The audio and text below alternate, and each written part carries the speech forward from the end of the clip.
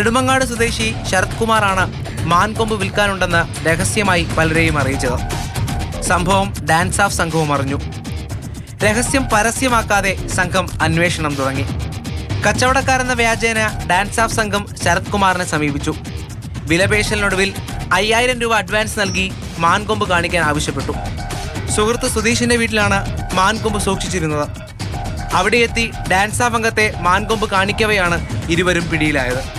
Dance of സംഘവും നെടുമങ്ങാട് പോലീസും ചേർന്നാണ് ശരത് കുമാറിനെയും സുധീഷിനെയും അറസ്റ്റ് ചെയ്തത്. തുടർന്ന് സുധീഷിന്റെ വീട്ടിൽ നടത്തിയ പരിശോധനയിൽ മാൻകൊമ്പിനൊപ്പം കഞ്ചാവും പിടികൂടി. വനം വകുപ്പ് രജിസ്റ്റർ ചെയ്ത കേസിൽ പ്രതികളെ റിമാൻഡ് ചെയ്തു.